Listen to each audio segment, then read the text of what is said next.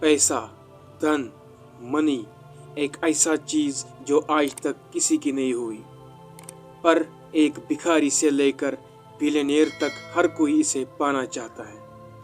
ये सिर्फ एक कागज का टुकड़ा नहीं, ये एक नशा है।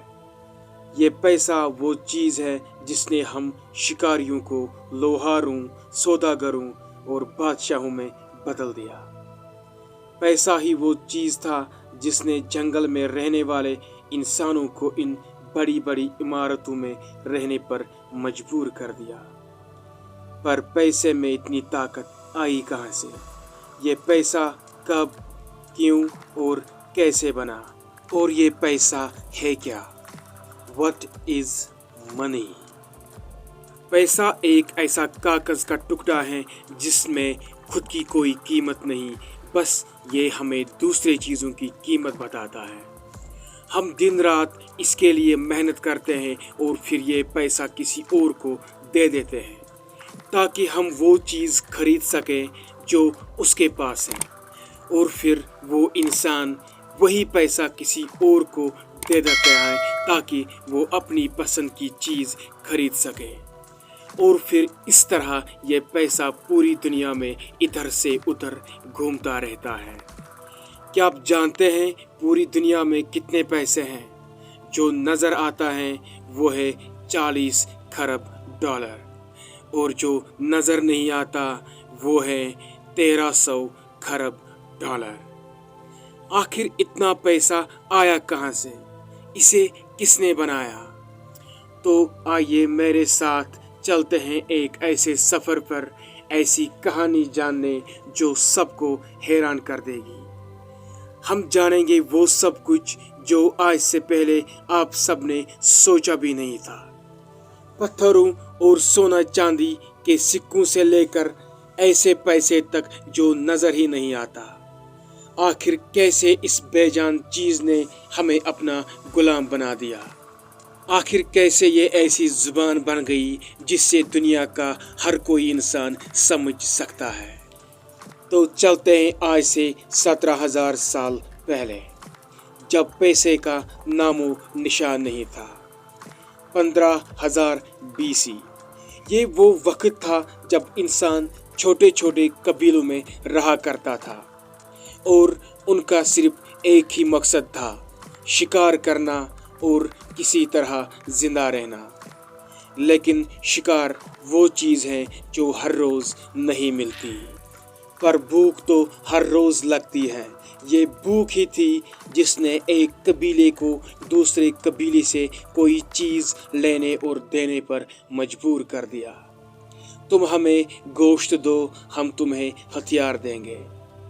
इस लेन देन में दोनों का ही फायदा था, क्योंकि अगर कोई चीज़ छीन कर ली जाए एक बार तो मिल जाएगी, लेकिन दूसरी बार नामुमकिन है। और इस तरह जन्म हुआ बार्टरिंग सिस्टम का, यानी चीज़ों का लेन देन करना। कहा जाता है कि बार्टरिंग सिस्टम की शुरुआत कहीं न कहीं मेसोपोटामियन ट्राइब्स ने की थी।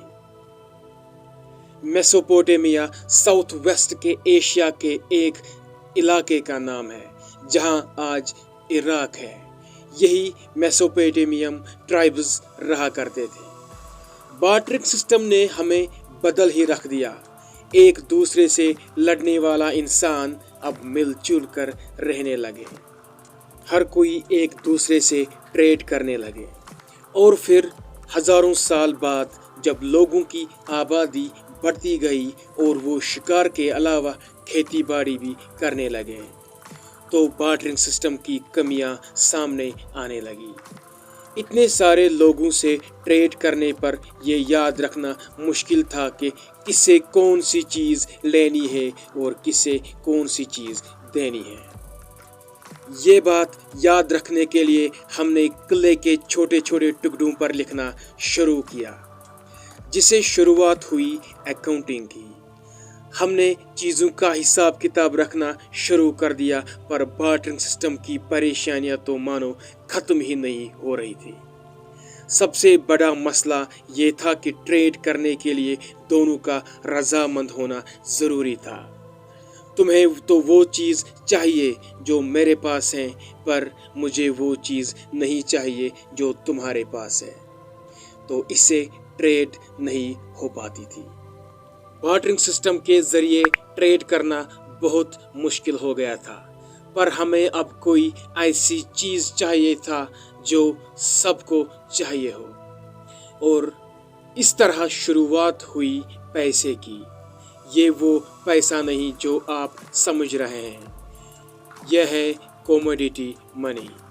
ہم نے ہر اس چیز کو پیسہ بنا لیا جو نایاب تھی، جسے ہم خود بھی استعمال کر سکتے تھے، اور ہر کوئی اس کے ذریعے ٹریڈ کرنے پر راضی تھا، جیسے بکری، بھینس، گائے، کلہاڑی، چاقو، چھری، تیر، تلوار، ٹوبیکو، ویل ٹیتھ، الکوہل، اور یہاں تک کہ انسانوں کو بھی۔ جی ہاں، اس وقت غلاموں کو پیسوں کے طور پر استعمال کرنا تو عام بات تھی۔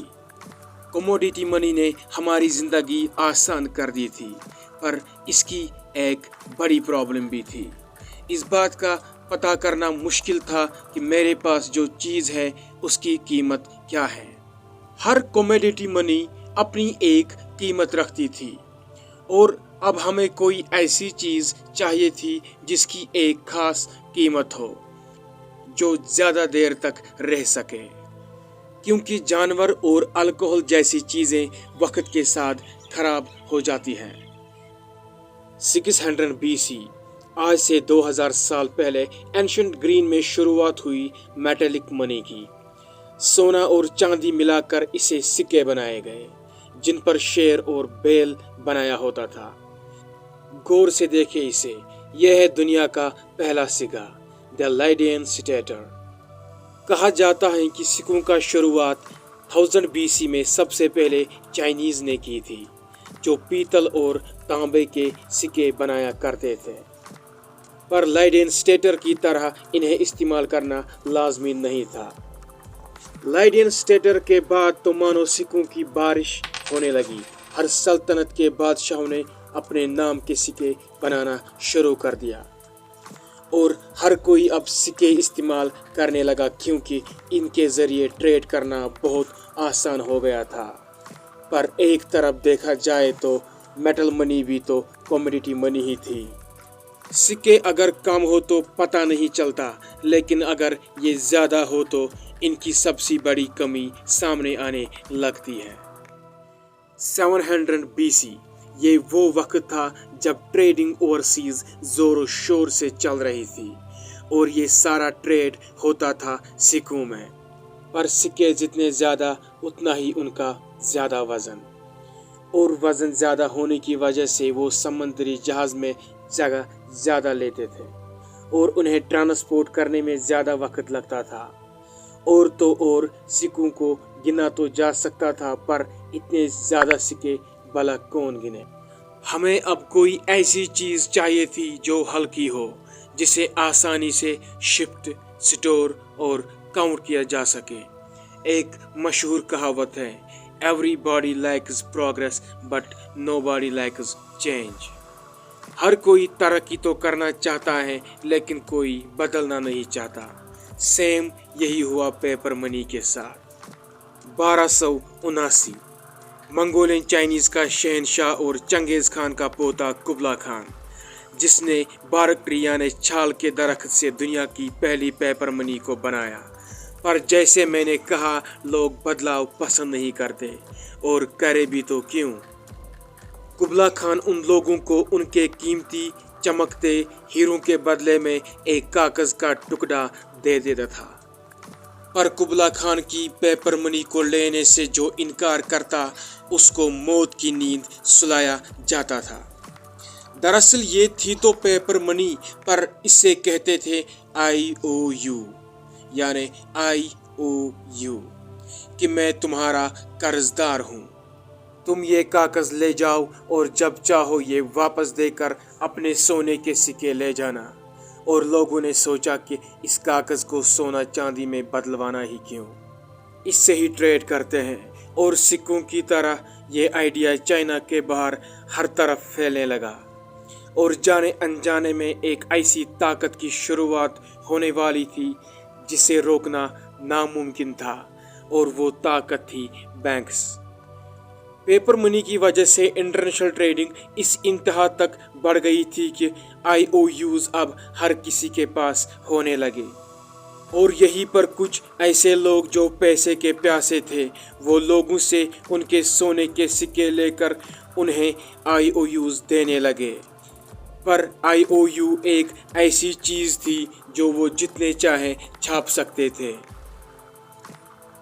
और लोग भी वो पेपर मनी लेने लगे, क्योंकि लोगों को सोने के सिक्कों को चोरी होने का डर रहता था। और आप तो ये जानते हैं कि बैंक्स पैसे कैसे कमाता है, उधार देकर। और अब वो मिनी बैंक्स उन लोगों को IOU उधार देने लगा, जिसकी वजह से शहर में पेपर मनी बहुत ज़्यादा होने लगी। और पेपर मनी ज़्यादा होने की वजह से एक ऐसी चीज़ सामने आ गई जिससे कहते हैं इन्फ्लेशन, यानी कि महंगाई। जो चीज़ एक IOU की थी वो बढ़कर 10 IOU की हो गई। इस बैंक में उतने सोने के सिक्के नहीं थे जितने पूरे शहर में पेपर मनी थी। और जब लोगों को ये पता चला कि उनके IOU की कीमत कम हो रही है, तो वो अपने सोने के सिक्के लेने बैंक्स की तरफ भागे, और उस बैंक के पास उन सब को देने के लिए कुछ नहीं था। लोगों का बैंक्स पर से भरोसा उठ गया, और कई सालों तक किसी ने बैंक पर गौर ही नहीं किया। अब वो अपने सोने के सिक्के अपने ही घर में छुपाने लगे।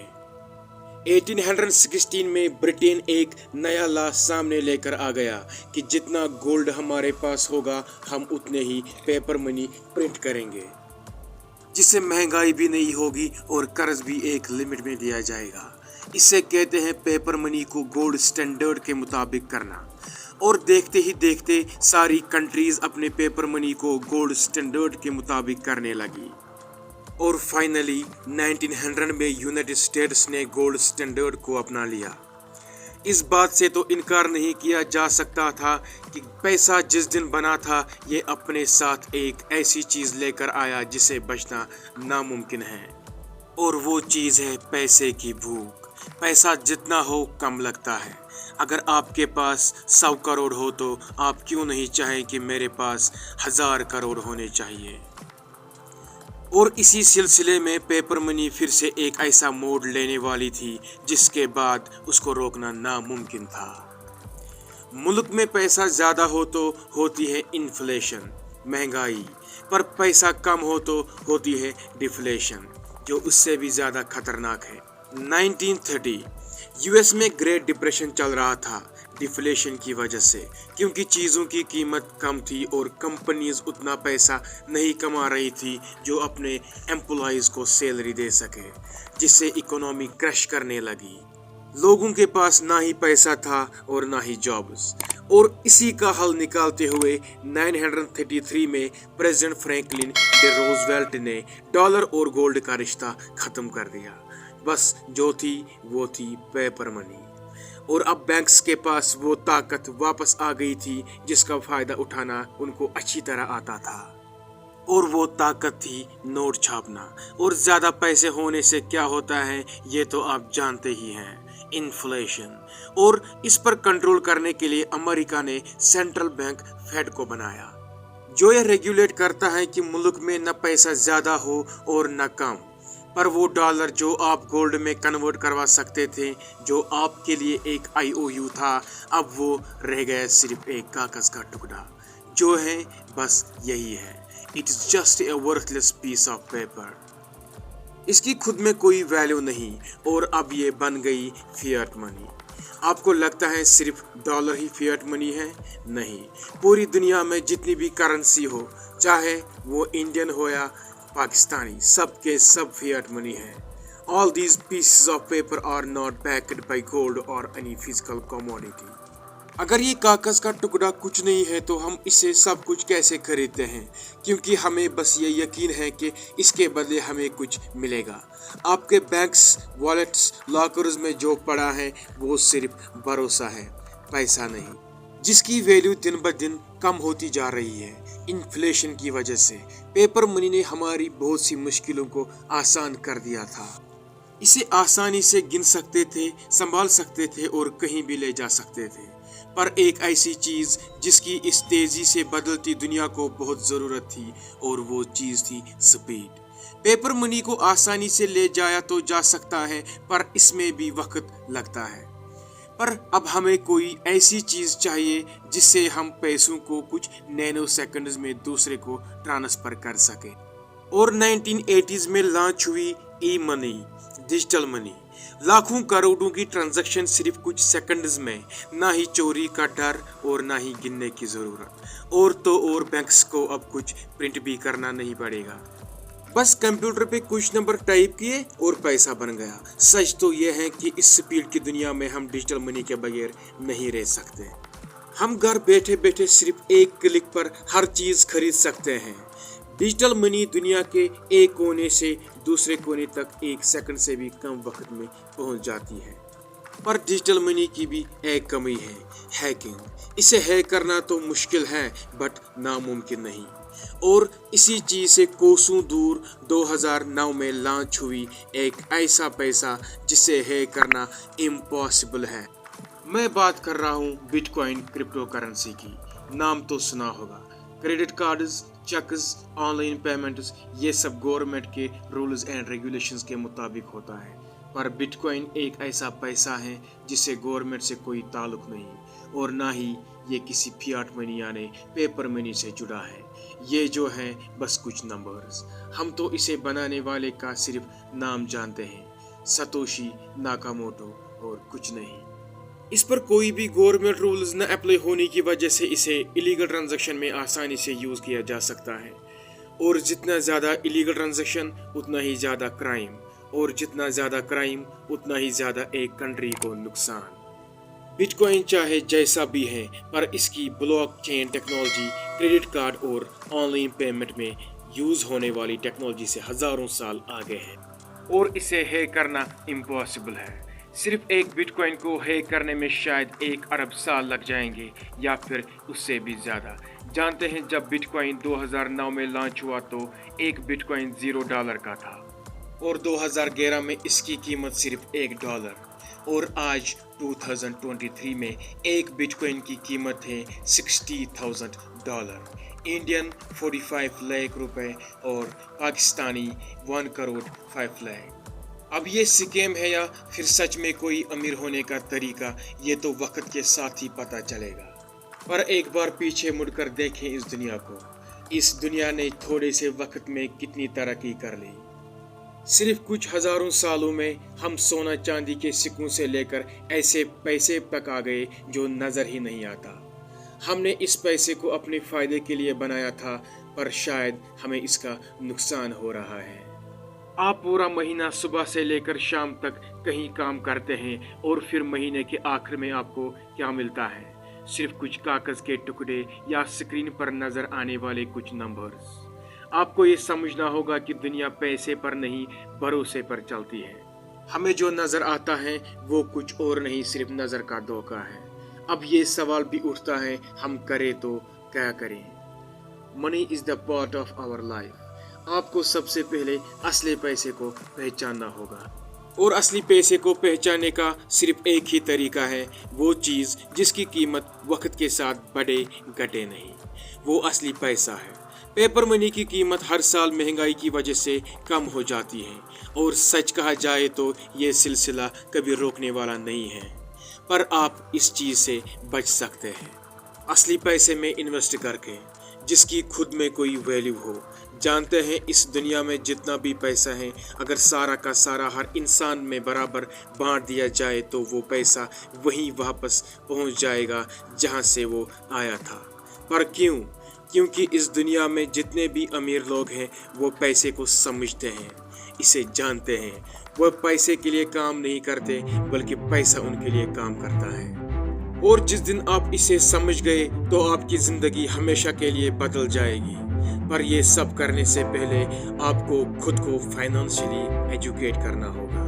जो वक्त आप हुकूमत और महंगाई को गालियां देने में जाया करते हैं, वो वक्त आप अपने फाइनेंशियल एजुकेशन पर लगाएं। کیونکہ کچھ نہیں بدلنے والا، آپ کو خود کو بدلنا ہوگا. The more you learn, the more you